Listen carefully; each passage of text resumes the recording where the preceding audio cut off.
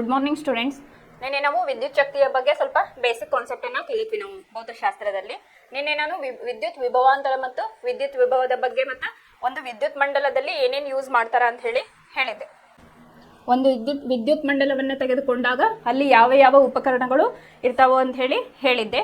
ನಿನ್ನೆ ವಿದ್ಯುತ್ ವಿಭವಾಂತರ ಮತ್ತು ವಿದ್ಯುತ್ ವಿಭವ ಅಂದ್ರೆ ಏನಂತ ಹೇಳಿ ಇವತ್ತು ಸ್ವಲ್ಪ ರಿವೈಸ್ ಮಾಡಿಕೊಂಡು ನಾವು ನೆಕ್ಸ್ಟ್ ಹೋಗೋಣ. ಇವತ್ತು ಫಸ್ಟ್ ವಿದ್ಯುತ್ ವಿಭವಾಂತರ ಅಂದ್ರೆ ಏಕಮಾನ ಆವೇಶ ಒಂದನ್ನು ಒಂದು ಬಿಂದುವಿನಿಂದ ಇನ್ನೊಂದು ಬಿಂದುವಿಗೆ ತರುವಲ್ಲಿ ಆದಂತಹ ಒಂದು ಕೆಲಸಕ್ಕೆ ನಾವೇನಂತೀವಿ ವಿದ್ಯುತ್ ವಿಭವಾಂತರ. ಏನು ಇಲ್ಲೇ ಒಂದು ವಾಹಕ ಇತ್ತಂತಂದ್ರೆ ಇಲ್ಲೇ ಒಂದು ಬಿಂದುವಿನಿಂದ ಇನ್ನೊಂದು ಬಿಂದುವಿಗೆ ಅಂದ್ರೆ ಏಕಮಾನ ಆವೇಶ ಒಂದನ್ನು, ಆವೇಶ ಅಂದ್ರೆ ಏನಿಲ್ಲ ಚಾರ್ಜಸ್, ಏಕಮಾನ ಆವೇಶ ಒಂದನ್ನು ಒಂದು ಬಿಂದುವಿನಿಂದ ಇನ್ನೊಂದು ಬಿಂದುವಿಗೆ ತರುವಲ್ಲಿ ಆದಂತಹ ಒಂದು ಕೆಲಸಕ್ಕೆ ನಾವೇನಂತೀವಿ ಇಲ್ಲೇ ವಿದ್ಯುತ್ ವಿಭವಾಂತರ ಅಂತ ಹೇಳಿ ಕರಿತೀವಿ. ಇದು 1 ಮಾರ್ಕ್ ಕ್ವಶನ್.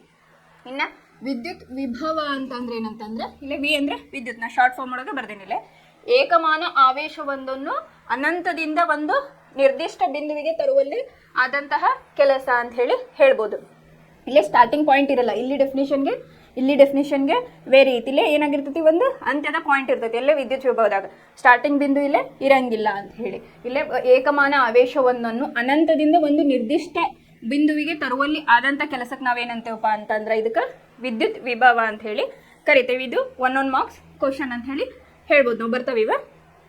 ಇನ್ನು ನೆಕ್ಸ್ಟ್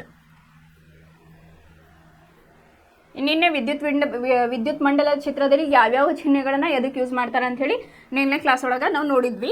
ಇವತ್ತೇನು ಮಾಡೋಣಪ್ಪ ಅಂತಂದ್ರೆ ಓಮ್ನ ನಿಯಮ ಅಂತ ಹೇಳಿ. ಇದಕ್ಕೆ ಯಾಕೆ ಓಮ್ನ ನಿಯಮ ಅಂತಿಟ್ಟಾರಂತಂದ್ರೆ ಓಮ್ ಅನ್ನೋ ಒಬ್ಬ ವಿಜ್ಞಾನಿ ಇದನ್ನ ಫೈಂಡ್ ಔಟ್ ಮಾಡಿದ್ರು, ಹಂಗಾಗಿ ಇದಕ್ಕೆ ಓಮ್ನ ನಿಯಮ ಅಂತ ಹೇಳಿ ಕರೀತಾರೆ. ಇವತ್ತೇನು ಮಾಡೋಣಪ್ಪ ಅಂತಂದ್ರೆ ಓಮ್ನ ನಿಯಮದ ಬಗ್ಗೆ ಒಂದು ಸಣ್ಣ ಡಿರಾವೇಷನ್ ಐತಿ, ಅದ್ರ ಬಗ್ಗೆ ಇವತ್ತು ತಿಳ್ಕೊಳ್ಳಿ. ಇಲ್ಲ ಫಸ್ಟ್ ಓಮ್ನ ನಿಯಮದ ಬಗ್ಗೆ ನೋಡ್ರಿ. ಒಂದು ವಾಹಕದ ಮೂಲಕ ಹರಿಯುತ್ತಿರುವ ವಿದ್ಯುತ್ ಪ್ರವಾಹ ಮತ್ತು ಅದರ ನಡುವಿನ ವಿಭವಾಂತರಗಳಿಗೆ ಏನಾದರೂ ಸಂಬಂಧ ಇದೆಯಾ ಅಂತ ಹೇಳಿ ಕ್ವಶನ್ ಮಾಡಿದೆ. ಇದನ್ನು ನಾವು ಒಂದು ಚಟುವಟಿಕೆಯ ಮೂಲಕ ಮಾಡೋಣ ಅಂತ ಹೇಳಾರ. ಇಲ್ಲೇ ಏನ್ ಮಾಡ್ಯಾರ, ಇಲ್ಲಿ ನೋಡ್ರಿ ನಿನ್ನೆ ಒಂದಿಷ್ಟು ಚಿಹ್ನೆಗಳನ್ನ ನಾ ಹೇಳಿದ್ನಲ್ಲ ಯಾವ ರೀತಿಯಾಗಿ ಯೂಸ್ ಮಾಡಿದಾರೆ ಅಂತ ಹೇಳಿ. ಇಲ್ಲಿ ಆರ್ ಅಂತಂದ್ರೆ ಏನ್ ಹೇಳಿದ್ದೆ ನಾನು, ಇಲ್ಲಿ ರೋಧಕ ಅಂತ ಹೇಳಿದ್ನಲ್ಲ, ಇಲ್ಲಿ ರೋಧಕ ಅಂತ ಹೇಳಿ ಆರ್. ಇಲ್ಲಿ ಇದು ವಿ ಅಂತಂದ್ರೆ ಇಲ್ಲಿ ನೋಡಿ ವೋಲ್ಟ್ ಮೀಟರ್ ಈ ತರ. ಆಮೇಲೆ ಎ ಅಂದ್ರೆ ಅಮೀಟರ್ ಈ ತರ ಇರ್ತೈತಿ ವಿದ್ಯುತ್ ಮಂಡಲದೊಳಗೆ. ಆ ಚಿಹ್ನೆ ನಿನ್ನೆ ಕ್ಲಾಸ್ ಒಳಗೆ ಹೇಳಿದ್ದ ಉದ್ದೇಶನ ಅದು, ಯಾಕಂದ್ರೆ ಯಾವ ಅಲ್ಲಿ ಚಿಹ್ನೆಯನ್ನು ಯೂಸ್ ಮಾಡಿರ್ತಾರಲ್ಲ ಅದನ್ನ ನೀವು ಅರ್ಥ ಮಾಡ್ಕೋಬೇಕಿಲ್ಲ. ಇಲ್ಲೇ ಫಸ್ಟ್ ಚಿತ್ರ, ಈ ಚಿತ್ರ ಇಲ್ಲಿ ಓಮ್ನ ನಿಯಮವನ್ನು ಅಭ್ಯಸಿಸಲು ವಿದ್ಯುತ್ ಮಂಡಲದ ಒಂದು ಚಿತ್ರ ಅಂತ ಹೇಳಿ ಆಯ್ತು. ಅದನ್ನ ಅರ್ಥ ಮಾಡ್ಕೊಳಕ್ಕೆ ಒಂದು ಎಕ್ಸಾಂಪಲ್ನ ಇಲ್ಲಿ ಕೊಟ್ಟಿದ್ದಾರೆ. ಈ ಚಿತ್ರದಲ್ಲಿ ತೋರಿಸಿರುವಂತೆ ಒಂದು ವಿದ್ಯುತ್ ಮಂಡಲವನ್ನು ರಚಿಸಿ ಈ ಮಂಡಲದಲ್ಲಿ 0.5 ಉದ್ದವಿರುವ ನೈಕ್ರೋಮ್ ತಂತಿ XY, ಇಲ್ಲೇ XY ಅಂತ ಹೇಳಿ ಏನೈತಿಲ್ಲ ನೈಕ್ರೋಮ್ ತಂತಿಯನ್ನ ಇಟ್ಟು ಅದಕ್ಕೇನು ಹೆಸರು ಕೊಟ್ಟರು XY ಅಂತ ಹೇಳಿ ಕೊಟ್ಟರು. ಒಂದು ಅಮೀಟರ್, ಒಂದು ವೋಲ್ಟ್ ಮೀಟರ್, ಇಲ್ಲೇ ಅಮೀಟರ್, ಒಂದು ವೋಲ್ಟ್ ಮೀಟರ್, ಒಂದು ವೋಲ್ಟ್ ಮೀಟರ್ ಮತ್ತು 1.5 ವೋಲ್ಟ್ನ 4 ವಿದ್ಯುತ್ ಕೋಶಗಳನ್ನು ಜೋಡಿಸಿರಿ ಅಂತ ಹೇಳಿ. ಇಲ್ಲಿ ನೋಡ್ರಿ ಎಷ್ಟು, 1 2 3 4 ಎಷ್ಟಿದು 1.5 ವೋಲ್ಟ್ನ 4 ವಿದ್ಯುತ್ ಕೋಶಗಳನ್ನು ಜೋಡಿಸಿರಿ. ನೈಕ್ರೋಮ್ ಎಂಬುದು ನಿಕ್ಕಲ್, ಕ್ರೋಮಿಯಂ, ಮ್ಯಾಂಗನೀಸ್ ಮತ್ತು ಕಬ್ಬಿಣ ಲೋಹಗಳ ಒಂದು ಮಿಶ್ರಣವಾಗಿದೆ. ಇಲ್ಲೇನು ನೈಕ್ರೋಮ್ ಅನ್ನೋದು ಯಾವ ಲೋಹಗಳ ಇಲ್ಲಿ ಮಿಶ್ರಣ ಆಗೈತಿ, ನಿಕ್ಕಲ್, ಕ್ರೋಮಿಯಂ, ಮ್ಯಾಂಗನೀಸ್ ಮತ್ತು ಕಬ್ಬಿಣ ಲೋಹಗಳಂತ ಮಿಶ್ರಣದಿಂದ ಅದು ಆಗೈತಿ ಅಂತ ಹೇಳಿ. ಫಸ್ಟ್ ಏನು ಮಾಡಿದ್ರು, ಒಂದು ಮಂಡಲವನ್ನ ಇಲ್ಲೇ ಪ್ರಿಪೇರ್ ಮಾಡ್ಕೊಂಡೇವಿ. ಇಲ್ಲೇನು ಮಾಡಿದ್ವಿ, XY ಅಂತ ಹೇಳಿ ತಂತಿಯನ್ನ ತಗೊಂಡೇವಿ. ಇಲ್ಲೇ ರೋಧಕ, ಇದು ಇಲ್ಲೇ ವೋಲ್ಟ್ ಮೀಟರ್, ಇದು ಅಮೀಟರ್. ಆಮೇಲೆ ಇಲ್ಲಿ 1.5 ವೋಲ್ಟ್ನ 4 ವಿದ್ಯುತ್ ಕೋಶಗಳನ್ನ ಇಲ್ಲೇ ಜೋಡಿಸಿದ್ದಾರೆ. ಇದು ವಿದ್ಯುತ್ ಮಂಡಲದ ಚಿತ್ರ. ಇಲ್ಲೇ ಎರೋ ಮಾರ್ಕ್ನ ನೀವು ಅಬ್ಸರ್ವ್ ಮಾಡ್ರಿ. ಇಲ್ಲೇ ಈ ರೀತಿಯಾಗಿ ಹೋಗೈತಿ ಕರೆಂಟ್, ಹೌದಾ? ಇಲ್ಲಿ ನೋಡ್ರಿ ಈ ರೀತಿಯಾಗಿ ಇಲ್ಲಿ ಎರೋ ಮಾರ್ಕನ್ನ ನೋಡ್ರಿ. ನಿನ್ನೆ ಹೇಳಿದ್ವಲ್ಲ ಅಪೋಸಿಟ್ ಚಾರ್ಜಸ್ ಏನಾಗ್ತಾವ, attract each other, same charges ಏನಿರ್ತಾವ ರಿಪೆಲ್ ಈಚ್ ಅದರ್ ಅಂತ ಹೇಳಿ ನಿನ್ನೆ ಕ್ಲಾಸ್ ಒಳಗೆ ನಾವು ನೋಡಿದ್ವಿ. ಇನ್ನು ನೆಕ್ಸ್ಟ್ ಪಾಯಿಂಟ್ ಒಳಗೆ ವಿದ್ಯುತ್ ಮಂಡಲದಲ್ಲಿ ನೈಕ್ರೋಮ್ ತಂತಿ XY ನಲ್ಲಿ ಪ್ರವಹಿಸುತ್ತಿರುವ ವಿದ್ಯುತ್ ಪ್ರವಾಹವನ್ನು ಅಮೀಟರ್ ಸೂಚ್ಯಂಕ I, ತಂತಿಯ ನಡುವಿನ ವಿಭವಾಂತರವನ್ನು ವೋಲ್ಟ್ ಮೀಟರ್ ಸೂಚ್ಯಂಕ V ಅನ್ನು ಗುರುತು ಮಾಡಿಕೊಳ್ಳಿ. ಫಸ್ಟ್ ಏನು ಮಾಡಿದ್ರಿ, ಇಲ್ಲಿ XY ತಂತಿಯನ್ನ ಪ್ರವಹಿಸುತ್ತಿರುವ ವಿದ್ಯುತ್ ಪ್ರವಾಹವನ್ನು ಅಮೀಟರ್ ಸೂಚ್ಯಂಕ, ಇಲ್ಲೇ ಅಮೀಟರ್ ಪ್ಲಸ್ ಮೈನಸ್ ಸೂಚ್ಯಂಕ I ಅಂತ ಹೇಳಿ ತಗೊಂಡು ತಂತಿಯ ನಡುವಿನ ವಿಭವಾಂತರವನ್ನ ವೋಲ್ಟ್ ಮೀಟರ್ ಸೂಚ್ಯಂಕ, ಇಲ್ಲೇ ತಂತಿಯ ನಡುವಿನ ವಿಭವಾಂತರವನ್ನ ಏನ್ ಮಾಡ್ಯಾರ ವೋಲ್ಟ್ ಮೀಟರಿನ ಸೂಚ್ಯಂಕ V ಅನ್ನು ಗುರುತು ಮಾಡಿಕೊಳ್ಳಿ ಅಂತ ಹೇಳಿದೆ. ಕೊಟ್ಟಿರುವ ಕೋಷ್ಟಕದಲ್ಲಿ ಇವುಗಳನ್ನ ಪಟ್ಟಿ ಮಾಡಿರಿ ಅಂತ ಹೇಳ್ಯಾರ. ಇಲ್ಲಿ ಕೊಟ್ಟಿದೆ ಅಂದ್ರೆ I ಅಂತ ನೈಕ್ರೋಮ್ ತಂತಿಯಲ್ಲಿ ಪ್ರವಹಿಸುತ್ತಿರುವ ವಿದ್ಯುತ್ ಪ್ರವಾಹ ಅಂದ್ರೆ I ಆಂಪಿಯರ್ ಒಳಗ ನೈಕ್ರೋಮ್ ತಂತಿಯ ನಡುವಿನ ವಿಭವಾಂತರ V ವೋಲ್ಟ್, ಅದನ್ನ ತಂತಿಯ ನಡುವಿನ ವಿಭವಾಂತರ ವಿ ಡಿವೈಡೆಡ್ ಬೈ ಐ. ಇಲ್ಲೇನು ಆನ್ಸರ್ ಬಂದಿರ್ತಲ್ಲ ವಿ ಬೈ ಐ ಮಾಡಿದಾಗ ಏನಾಗ್ತದೆ ನಮಗೆ ಇಲ್ಲೇ ಆನ್ಸರ್ ಬರ್ತೈತಿ ಅಂತ ಹೇಳಿ. ನೆಕ್ಸ್ಟ್, ನಂತರ ಎರಡು ವಿದ್ಯುತ್ ಕೋಶಗಳನ್ನು ಮಂಡಲದಲ್ಲಿ ಸಂಪರ್ಕಿಸಿ ಮತ್ತು ನೈಕ್ರೋಮ್ ತಂತಿಯಲ್ಲಿ ವಿದ್ಯುತ್ ಪ್ರವಾಹಿಸುವಾಗ ಆ ತಂತಿಯ ನಡುವಿನ ವಿಭವಾಂತರವನ್ನು ಕಂಡುಹಿಡಿಯಲು ಅಮೀಟರ್ ಮತ್ತು ವೋಲ್ಟ್ ಮೀಟರ್ನಲ್ಲಿಯ ಸೂಚ್ಯಂಕವನ್ನು ಪಟ್ಟಿ ಮಾಡಿರಿ ಅಂತ ಹೇಳಿ ಏನಾರ ಅಮೀಟರ್ ಮತ್ತು ವೋಲ್ಟ್ ಮೀಟರ್ ಇಲ್ಲಿ ವಿದ್ಯುತ್ ಕೋಶಗಳನ್ನು ಸಂಪರ್ಕಿಸಿ ಅಂತ ಹೇಳಿ ಇಲ್ಲೇ ಹೇಳಿದ್ದಾರೆ. ಇಲ್ಲಿ ಸಂಪರ್ಕ ಮಾಡಿದ್ದಾರೆ, ಇಲ್ಲೇ ಜೋಡಣೆಯನ್ನ ಮಾಡಿರ್ತಾರೆ ವಿದ್ಯುತ್ ಕೋಶಗಳನ್ನು.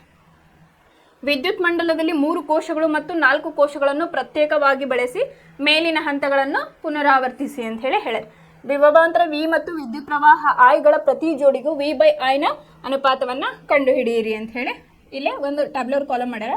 ಮಂಡಲದಲ್ಲಿ ಬಳಸಲಾದ ಕೋಶಗಳ ಸಂಖ್ಯೆ ಎಷ್ಟು ಹೇಳಿದೆ ನಾನು? 4. ನೈಕ್ರೋಮ್ ತಂತಿಯಲ್ಲಿ ಪ್ರವಹಿಸುತ್ತಿರುವ ವಿದ್ಯುತ್ ಪ್ರವಾಹ ಐ ಎಷ್ಟೈತೆ ಅಂತ ಹೇಳಿ ಈ ಕಾಲಮ್ನಾಗ ಬರೀಬೇಕು. ಆಮೇಲೆ ವಿಭವಾಂತರ ವಿ ವೋಲ್ಟ್ ಒಳಗ ಇದನ್ನ ಬರೀಬೇಕು. ಆಮೇಲೆ ಏನ್ ಮಾಡ್ಬೇಕು? ವಿ ಡಿವೈಡೆಡ್ ಬೈ ಅನುಪಾತ ಐ ಡಿವೈಡೆಡ್ ಬೈ ಅದನ್ನ ವಿ ಡಿವೈಡೆಡ್ ಬೈ ಐ ಅನುಪಾತವನ್ನ ತಗೊಂಡಿಲ್ಲ ರಿಸಲ್ಟ್ ಅನ್ನ ಬರಿಬೇಕು. ಇದು ಒಂದು ಜಸ್ಟ್ ಎಕ್ಸಾಂಪಲ್. ಇಲ್ಲೇ ಒಂದು ಗ್ರಾಫ್ ಕೊಟ್ಟಿದ್ದಾರೆ ನಿಮ್ಗೆ. ಫಸ್ಟ್ ಏನ್ ಮಾಡೋಣ, ಓಮ್ನ ನಿಯಮ ಅಂದ್ರೆ ಏನಂತ ಹೇಳಿ ತಿಳ್ಕೊಂಡು ಈ ಗ್ರಾಫ್ ಬಗ್ಗೆ ನಾನು ನಿಮ್ಗೆ ಹೇಳ್ತೇನೆ ಯಾವ ರೀತಿಯಾಗಿ ಅದನ್ನ ಹಾಕ್ತಾರ ಅಂತ ಹೇಳಿ.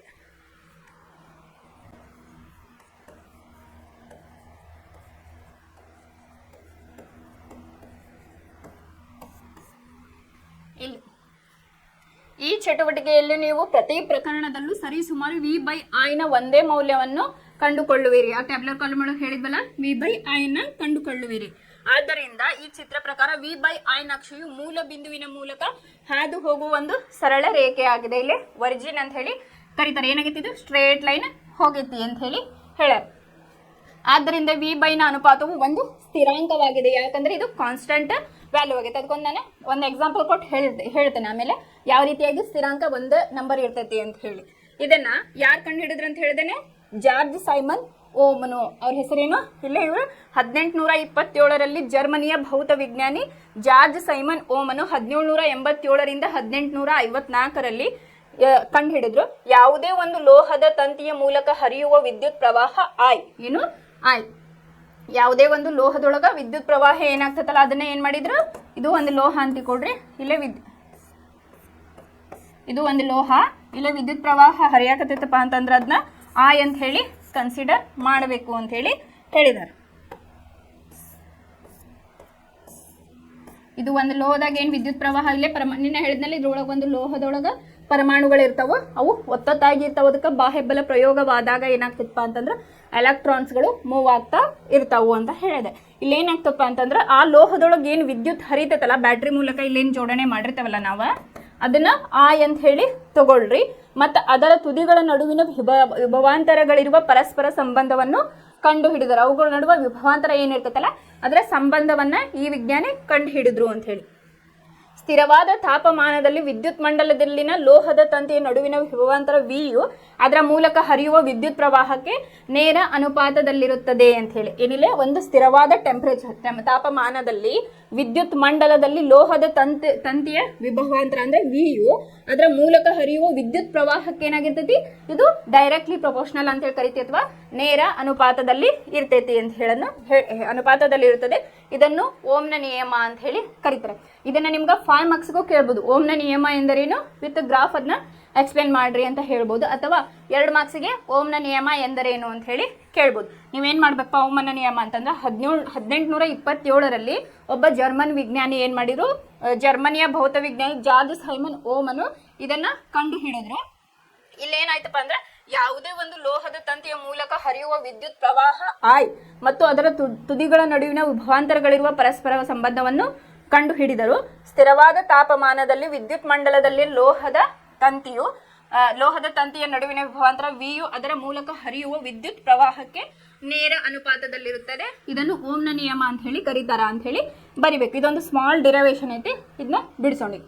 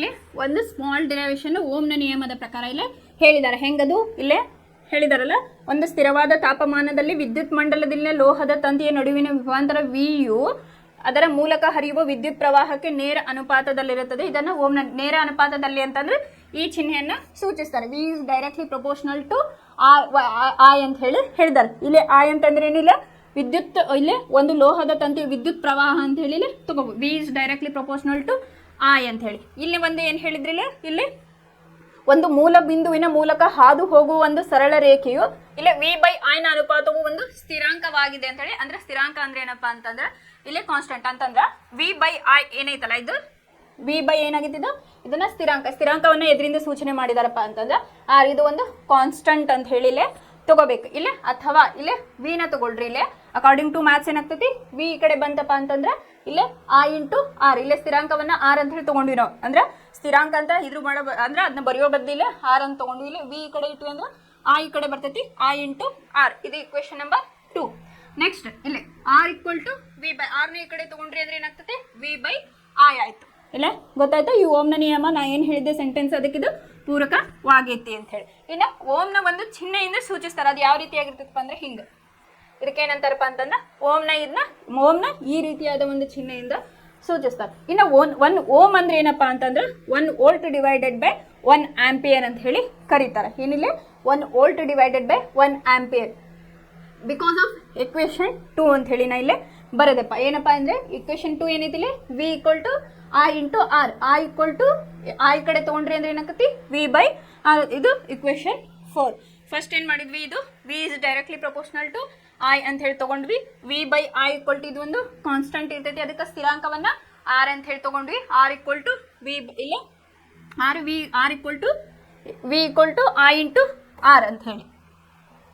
ನೆಕ್ಸ್ಟ್ ಇಲ್ಲೇ R equal to V by ಏನೈತಲ್ಲ, ಇಲ್ಲಿ ನೆಕ್ಸ್ಟ್ ಹೇಳಿದಾರೆ ಒಂದು ನಿರ್ದಿಷ್ಟ ತಾಪಮಾನದಲ್ಲಿ ಲೋಹದ ತಂತಿಯ ಸ್ಥಿರಾಂಕ ಆರ್ ಆಗಿದ್ದು, ಅಂದ್ರೆ ಇದು ಒಂದು ನಿರ್ದಿಷ್ಟ ತಾಪಮಾನದಲ್ಲಿ ಅಂದ್ರೆ ಸರ್ಟಿನ್ ಟೆಂಪರೇಚರ್ ಒಳಗೆ ಏನಾಗಿರ್ತಪ್ಪ ಅಂತಂದ್ರ ಲೋಹದ ತಂತಿಯ ಸ್ಥಿರಾಂಕ ಆರ್ ಆಗಿದ್ದು ಇದನ್ನು ರೋಧ ಎಂದು ಕರೆಯುವರು ಅಂತ ಹೇಳಿದ್ರಲ್ಲ. ಏನಂತಾರ, ರೋಧ ಅಂತ ಹೇಳಿ. ಇಕ್ವೇಶನ್ ಬರೋದು ಏನ್ ಮಾಡ್ಬೇಕಪ್ಪ ಅಂತಂದ್ರ ಸಮೀಕರಣ, ಫಾರ್ ಎಕ್ಸಾಂಪಲ್ ಇದು ಸಮೀಕರಣ 2ರ ಪ್ರಕಾರ ಇಲ್ಲೇ ನಾವೇನ್ ಬರ್ದೇವೆ ಐ ಇಂಟು ಆರ್ ಅಂತ ಹೇಳಿ, ಇದು ಸಮೀಕರಣ 2.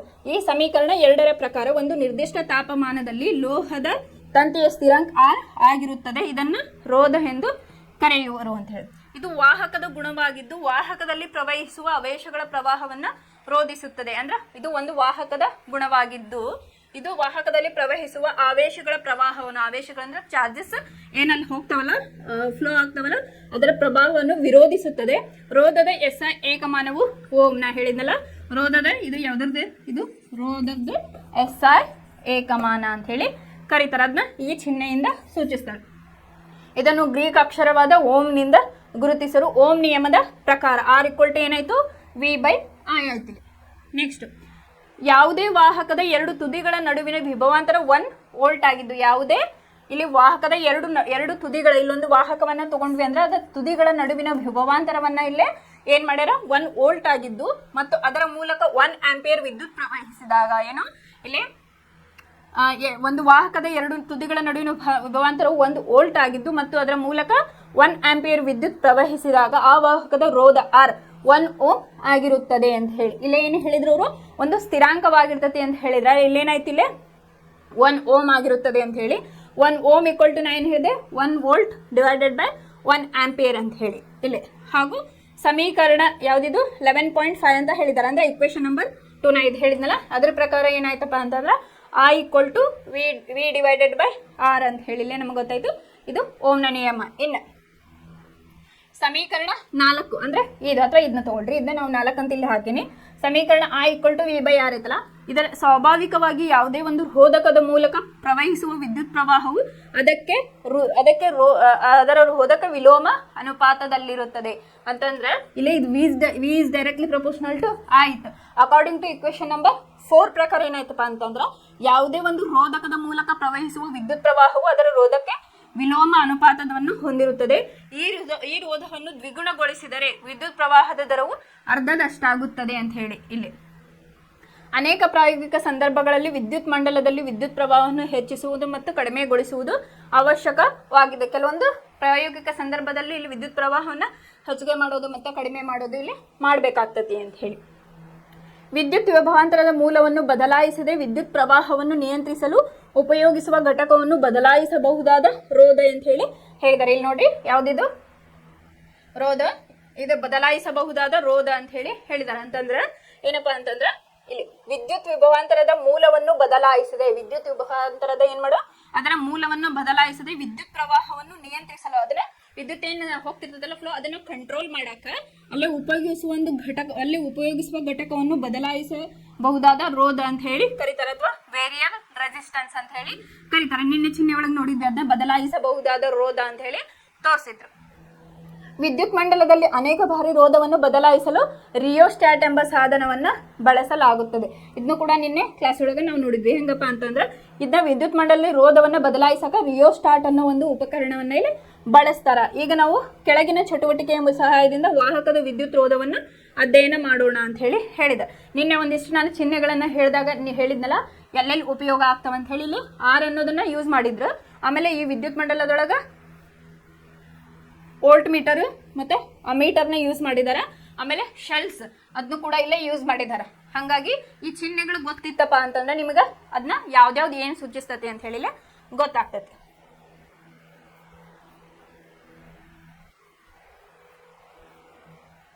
ಇಲ್ಲೇ ನೋಡ್ರಿ, ಒಂದು ನೈಕ್ರೋನ್ ತಂತಿ, ಒಂದು ಟಾರ್ಚ್ ಬಲ್ಬು, 10 ವೋಲ್ಟ್ನ ಬಲ್ಬ್ ಮತ್ತು ಒಂದು ಅಮೀಟರ್ 0 to 5 ಆಮೀಟರ್ ವ್ಯಾಪ್ತಿ, ಒಂದು ಪ್ಲಗ್ ಕೀ ಮತ್ತು ಕೆಲವು ಸಂಪರ್ಕ ತಂತಿಗಳನ್ನ ತೆಗೆದುಕೊಳ್ಳ್ರಿ ಅಂತ ಹೇಳಿ ಹೇಳಿದಾರೆ. ನಮ್ಗೆ ಇಲ್ಲಿ ಏನೇನ್ ಬೇಕಪ್ಪ ಅಪಾರೇಟಸ್, ಇಲ್ಲೇ ಒಂದು ವಿದ್ಯುತ್ ಮಂಡಲವನ್ನ ನಾವಿಲ್ಲಿ ರಚನೆ ಮಾಡಬೇಕು. ಅದಕ್ಕೆ ಏನೇನ್ ಬೇಕು, 10 ವೋಲ್ಟ್ನದು ಒಂದು ಬಲ್ಬ್ ಬೇಕು, ಮತ್ತು ಅಮೀಟರ್ 0 to 5 ಇದು ಬೇಕು, ಅಮೀಟರ್ ಬೇಕು 0 to 5 ಎ ವ್ಯಾಪ್ತಿಯ ಒಂದು ಪ್ಲಗ್ ಕೀ ಬೇಕು.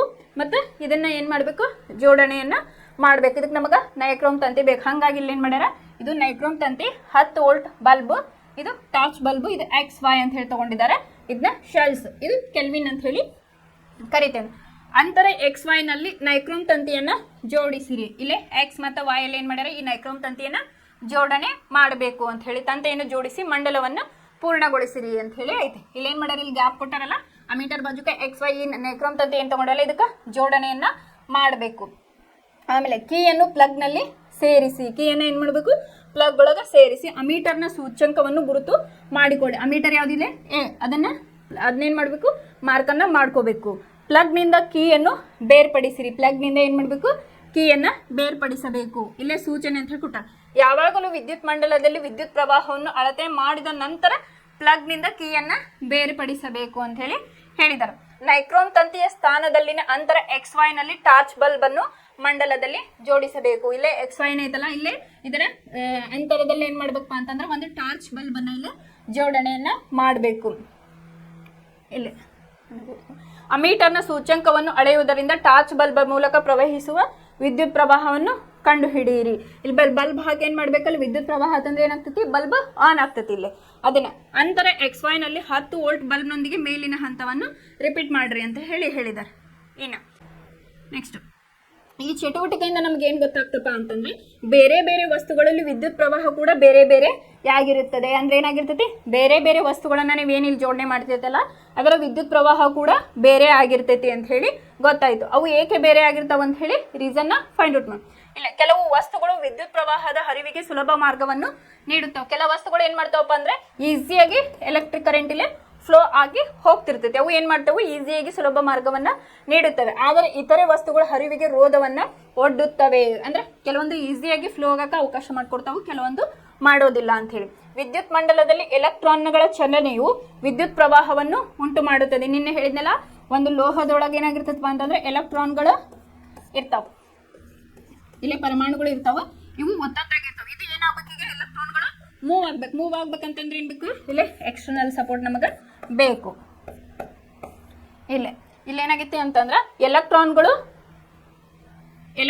ವಾಹಕದ ಒಳಗೆ ಚಲಿಸಲು ಸಂಪೂರ್ಣವಾಗಿ ಸ್ವತಂತ್ರವಾಗಿರುವುದಲ್ಲ. ಇವು ಯಾವ ಪರಮಾಣುಗಳ ನಡುವೆ ವಿದ್ಯುತ್ ಮಂಡಲದಲ್ಲಿ ಎಲೆಕ್ಟ್ರಾನ್ಗಳ ಚಲನೆಯು ವಿದ್ಯುತ್ ಪ್ರವಾಹವನ್ನ ಉಂಟು ಮಾಡುತ್ತವೆ. ಎಲೆಕ್ಟ್ರಾನ್ಗಳು ಏನ್ ಮಾಡ್ತಾವೆ, ವಿದ್ಯುತ್ ಪ್ರವಾಹವನ್ನ ನಿನ್ನೆ ಹೇಳಿದ್ನಲ್ಲ, ನೆಗೆಟಿವ್ ಚಾರ್ಜ್ ಇಂದ ಅದು ಪಾಸಿಟಿವ್ ಚಾರ್ಜಸ್ಗೆ ಅದು ಹೋಗ್ತಾ ಇರ್ತೈತಿ, ಕರೆಂಟ್ ಅದು ಅಟ್ರಾಕ್ಟ್ ಆಗಿ ಹೋಗ್ತಾ ಇರ್ತೈತಿ.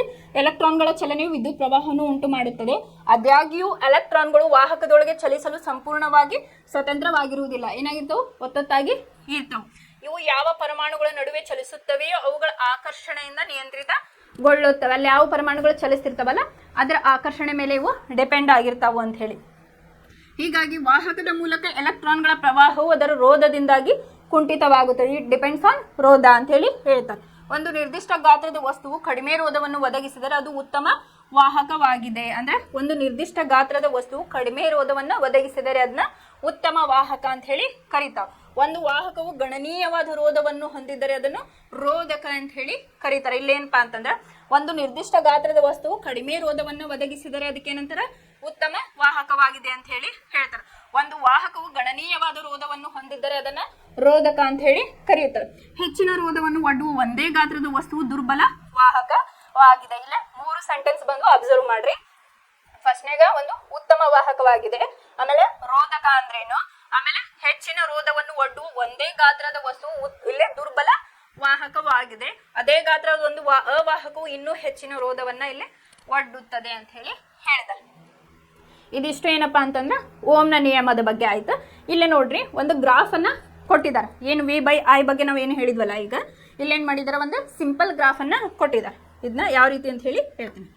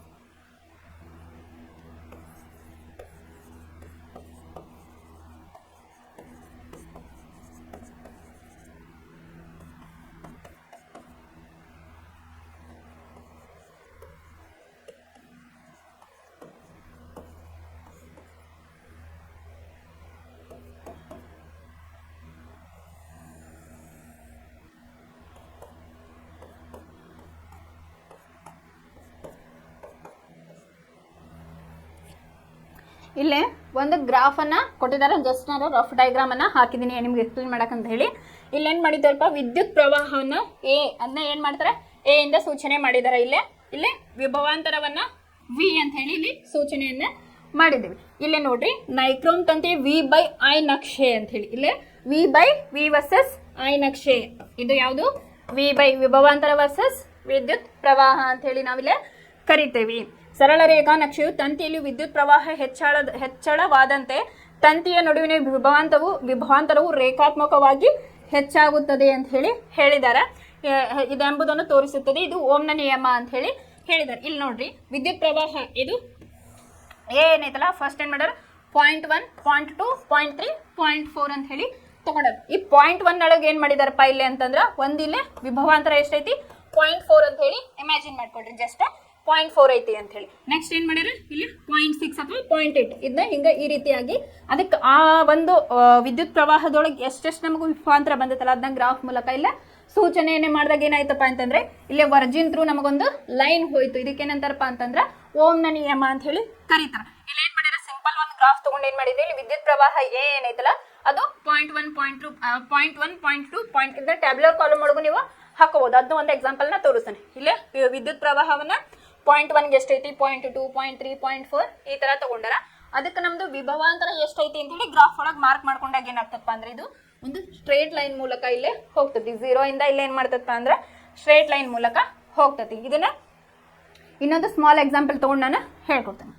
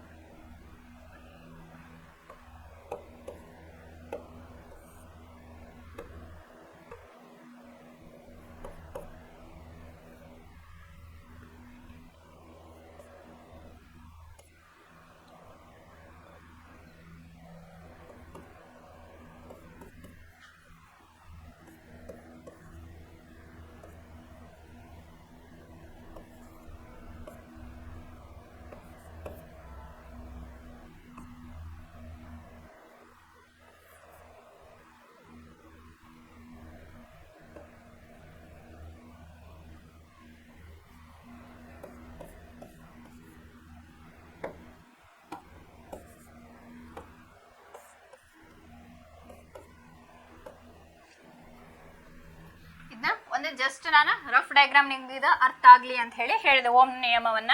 ಇಲ್ಲಿ ನಾವೇನು ಹಾಕ್ತೀವಿ, V/I ನಕ್ಷೆಯನ್ನು ಇಲ್ಲೇ ಹಾಕ್ತೀವಿ.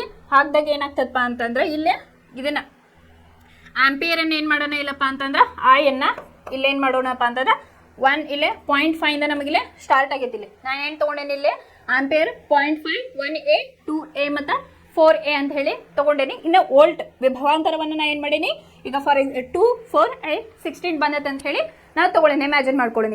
ಈಗ 0.5 ಅಂದ್ರೆ ಇಲ್ಲಿ ಏನು ಬಂತು, ಇಲ್ಲಿ 0 ಇರ್ತೈತಿ. ಇಲ್ಲೇ 1 2 this is just a rough diagram. ಮತ್ತು ಇಲ್ಲೇ 0 1 2 3 4 ಅಂತ ಹೇಳಿ, ಯಾಕಂತಂದ್ರೆ ನಮಗೆ 4 ಇಲ್ಲ ಆಂಪಿಯರ್ವರೆಗೂ ನಾವು ಇಲ್ಲಿ ತಗೊಂಡಿದ್ದೇವೆ ಜಸ್ಟ್ ಫಾರ್ ನಮ್ಗೆ ಅರ್ಥ ಆಗಲಿ ಅಂತ ಹೇಳಿ. ಇಲ್ಲೇ 0.5 ಏನಾಗಿತ್ತಪ್ಪ ಅಂತಂದ್ರೆ ನಮ್ದು ವಿಭವಾಂತರ V ಏನು ಬಂದೈತಿ, ಇಲ್ಲಿ 2 ಬಂದೈತಿ. ಇಲ್ಲೇ 0.5ಗೆ 2 ಅನ್ನ ಇಲ್ಲೇ ಮಾರ್ಕ್ ಮಾಡ್ಕೊಂಡ್ವಿ ಗ್ರಾಫ್ ಒಳಗೆ. ಅದೇ ರೀತಿಯಾಗಿ 1 ಆಂಪಿಯರ್ ಒಳಗೆ ಏನಾಗೈತೆ ನಮ್ಗೆ 4 ಇಲ್ಲೇ ಬಂದೈತಿ ಅಂತ ಹೇಳಿ. ಆಮೇಲೆ ಏನಾಯ್ತಿಲ್ಲ 2 ಆಂಪಿಯರ್ಗೆ ಏನಾಯ್ತು, ಇಲ್ಲ 8 ನಮ್ದು ಆನ್ಸರ್ ಬಂತು V. ಆಮೇಲೆ ಏನಾಯ್ತು 4 ತಗೊಂಡು 4 ಆಂಪಿಯರ್ಗೆ ಏನಾಯ್ತಪ್ಪ ಅಂತಂದ್ರೆ ಇದು 16 ಇಲ್ಲೇ ಬಂತು. ಇದು ಏನಾಯ್ತು ಲೈನ್ ಇಲ್ಲೇ ಸ್ಟ್ರೈಟ್ ಆಗಿ ಇಲ್ಲೇ ನಮ್ದು ವರ್ಜಿನ್ ಥ್ರೋ ಇಲ್ಲೇ ಪಾಸ್ ಆಯ್ತು, ಇಲ್ಲ V/I ಗ್ರಾಫ್ ಅಂತ ಹೇಳಿ. ಇನ್ನೂ ಒಂದು ಕಂಡು ಹಿಡಿತಾರೆ ಇಲ್ಲಿ, ಏನಪ್ಪಾ ಅಂತಂದ್ರೆ ಸ್ಲೋಪ್ ಅಂತ ಹೇಳಿ ಕಂಡಿಡ್ತಾರೆ.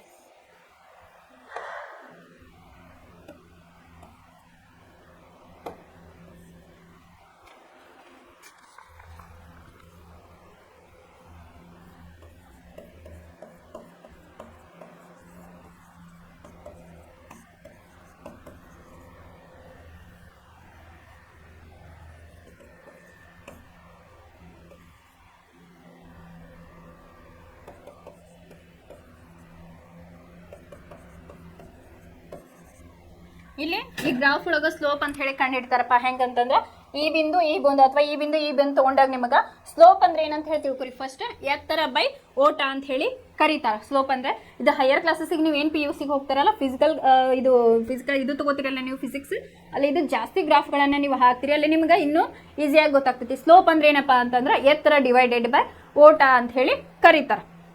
ಇಲ್ಲಿ ನೋಡ್ರಿ, ಇದನ್ನೊಂದು ನಾವು ಟ್ರಯಾಂಗಲ್ನ ಹಾಕೋಬೇಕು. ಈ ಬಿಂದುವಿಗೆ ಈಗ ಎತ್ತರ ಅಂತ ತಿಳ್ಕೊರಿ. ಇಲ್ಲಿ 8 to 16 ಎಷ್ಟು ನಮ್ಗೆ ಅಂತರ ಐತಿ ಇಲ್ಲಿ ಅಂತ ಹೇಳಿ ಬರಿಬೇಕು. ಫಾರ್ ಎಕ್ಸಾಂಪಲ್ 8 ರಿಂದ 16 ಅಂದ್ರೆ ಎಷ್ಟು ಬೈತಿ, ಇಲ್ಲಿ 8 ಅಂತ ಹೇಳಿ. ಇಲ್ಲಿ ಓಟ ಅಂದ್ರೆ ಏನಪ್ಪಾ ಅಂತಂದ್ರೆ ಇಲ್ಲಿ ಏನಾಗೈತಪ್ಪ ಅಂತಂದ್ರೆ 2 to 4 ಅಂತ ಹೇಳಿ ತಗೊಂಡ್ರೆ ಎಷ್ಟು ಬಂತು, 2 to 4 ಒಳಗೆ ನಮ್ದು ಡಿಫ್ರೆನ್ಸ್ ಎಷ್ಟೈತಿ, 2 ಐತಿ. ಹಾಗಾಗಿ 8 ಡಿವೈಡೆಡ್ ಬೈ 2 ಬಂತು. ಎಷ್ಟು ಬಂತು, 8 ಡಿವೈಡೆಡ್ ಬೈ 2. ಅವಾಗ 2 1 2 4 ಇಲ್ಲಿ ಎಷ್ಟು ಬಂತು, 4 ಓಮ್ ನಮ್ದು ಆನ್ಸರ್ ಇಲ್ಲೇ ಬಂತು ಅಂತ ಹೇಳಿ. ಅದೇ ರೀತಿಯಾಗಿ ನೀವು ಬೇರೆ ಪಾಯಿಂಟ್ಸ್ಗಳಲ್ಲೂ ಮಾಡಿದಾಗ ಇಲ್ಲೇ 4 ಓಮನ ಇಲ್ಲೇ ನಿಮಗೆ ಆನ್ಸರ್ ಬರ್ತೈತಿ. ಹಾಗಾಗಿ ಓಮ್ ನಿಯಮದೊಳಗೆ ಏನು ಹೇಳಿದ್ರಿ, ಇಲ್ಲೇ ಒಂದು ಸ್ಥಿರಾಂಕವಾಗಿರ್ತೈತಿ ಅಂತ ಹೇಳಿ ಹೇಳಿದ್ರು. ಆನ್ಸರ್ ಏನಾಗಿರ್ತೈತಿ, ಇಲ್ಲಿ ಗ್ರಾಫ್ ಒಳಗೆ ಸ್ಲೋಪ್ ಎಲ್ಲ ಕಡೆ ತೆಗ್ರಿ ನೀವು ಇಲ್ಲೇ ಅಂತಲ್ಲ, ಇದನ್ನು ಕೂಡ ನೀವು ತಗೋಬಹುದು. ಆಮೇಲೆ ಇದನ್ನು ಕೂಡ ನೀವು ಬೇರೆ ಪಾಯಿಂಟ್ಸ್ಗಳಲ್ಲೂ ಮಾಡಿದಾಗ ಏನಾಗ್ತೈತಿ ಅಂತಂದ್ರೆ ಇಲ್ಲೇ ಸೇಮ್ ಆನ್ಸರ್ಸ್ ನಿಮಗೆ ಇಲ್ಲೇ ಬರ್ತಾ ಹೋಗ್ತೈತಿ. ಎಲ್ಲವೂ 4 ಓಮ್ ಅಲ್ಲೇ ಇಲ್ಲಿ ರಿಸಲ್ಟ್ ಬರ್ತಾ ಹೋಗ್ತೈತಿ. ಇದು ಜಸ್ಟ್ ಫಾರ್ ನಿಮಗೆ ಈ ಕಾನ್ಸೆಪ್ಟ್ ಏನಿತ್ತಲ್ಲ ಡೈರೆಕ್ಟ್ ಕೊಟ್ಟಿದ್ದಲ್ಲ, ಅದಕ್ಕೊಂದು ಎಕ್ಸಾಂಪಲ್ ತಗೊಂಡು ನಾನು ನಿಮಗೆ ಹೇಳಿದ್ದೆ. ಇದು ಜಸ್ಟ್ ಎಕ್ಸಾಂಪಲ್. ಆಮೇಲೆ ಇವತ್ತಿನ ಕ್ಲಾಸ್ ಒಳಗೆ ನಾವು ಏನೇನು ನೋಡಿದ್ವಿಪ್ಪ ಅಂತಂದ್ರೆ ಓಮ್ನ ನಿಯಮದ ಬಗ್ಗೆ ನೋಡಿದ್ವಿ. ಒಂದು ನೈಕ್ರೋಮ್ ತಂತಿಯ ಎಂದು ಎಕ್ಸಾಂಪಲ್ನ ತಗೊಂಡು ನಾವಿಲ್ಲೇ ವಿದ್ಯುತ್ ಮಂಡಲವನ್ನು ರಚನೆ ಮಾಡಿದ್ವಿ. ಇಲ್ಲೇ XY ಅಂತ ತಗೊಂಡ್ವಿ. ಆಮೇಲೆ ರೋಧಕವನ್ನು ಅಮೀಟರ್, ವೋಲ್ಟ್ ಮೀಟರ್ ಮತ್ತು ಶೆಲ್ಗಳನ್ನು ಜೋಡಣೆ ಮಾಡಿ ಇಲ್ಲಿ ಓಮ್ ನಿಯಮ ಯಾವ ರೀತಿ ಇರ್ತೈತಿ ಅಂತ ಹೇಳಿ ಒಂದು ಡಿರೈವೇಶನ್ ಮೂಲಕ ನಾವಿಲ್ಲಿ ನೋಡಿದ್ವಿ. ಆಮೇಲೆ ಇದ್ರದ್ದು ಒಂದು ಗ್ರಾಫ್ ಅನ್ನು ಕೂಡ ಇಲ್ಲೇ ನೋಡಿದ್ವಿ.